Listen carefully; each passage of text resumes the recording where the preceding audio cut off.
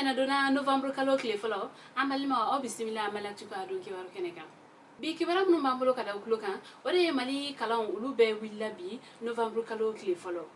kala dona kafo mali ministre sombe no ni o kabara nyin silendo kalanko ulu sawatilima o kun ye sebenke abe wati damado bo ka yire ka foko mali kalon ko ulu koni bebina wuli ka keni November kalo kile folay o kuma folen nun koni ko fe ma chama koni hamna ka yire ka fo ko école karamo ko ulu koni bandala ka fo ni ulu bena son école tama ame wakati mine go sisan fo ka ben jonjon kon masora la nga école karamo ko ulu koni sona ka kalantan nun koni waliya école karamo nunu ulu ya yire ka fo ko ulu koni tena o ka kele o koni dabla fo article 39 o ga sabati ulu nga ukla la fene ka fo ko kalantali ko ulu bena o waliya ko ga ko ani ashare o koni nyona ko afolo emwe ko gouvernement ka classe nun kono lala ko école de ulu hakaya manga teme mo biduru kan ko wa fene ko classe mun be no fene ni sogoma daw bena wulara fe mo yero fene bena ko utena jeni o classe nun fene kalani ko mun koni fene air supplémentaire we ko école karamo ulu tena do ni shida fe nunu koni he uga sharia nunu lak mabawye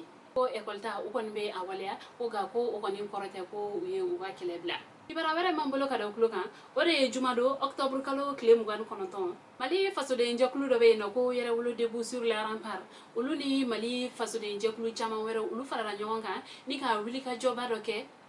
ka mali transition nyema ka ulu jugoro matinti naka fo jumado neke kanya tanani wati boulevard de l'indépendance la ma chama ko ni sera ni yoro ko falena ni ka uhamnan ko yire ni tamakela nun ko ni ya yire ka fo ko ulu koni be chamanche fanga ko wa fene ko chamanche fanga tabulo kadi uliye ko mun koni mali chamanche fanga kuntala kuma ye ko ulu koni ma presse chamanche fanga koro ko ulu koni ka la nyini te ka fo ko election ulu ka kesisa ko sabula ulu koni ba don ka fo ko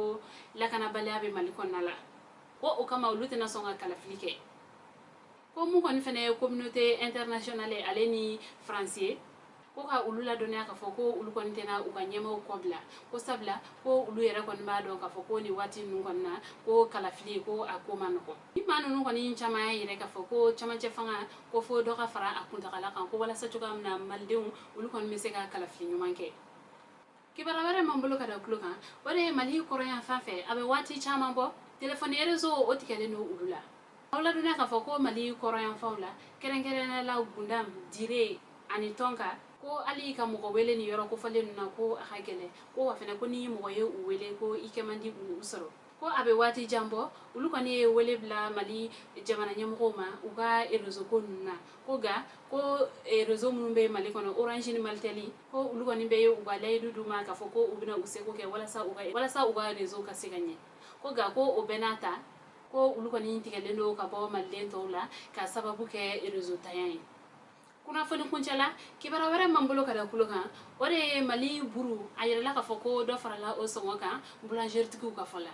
kibara musama ulu konne ayere ka fo ni do franchena sebe no bora buru tiku ulu ka hagenyi ni jakulu ga yorola mun kon ba yere ka foko buru mun kon ni giria beta garam bioro nyogona la ko o songo bina yele maka ke biore ko mu yere kon fene giria be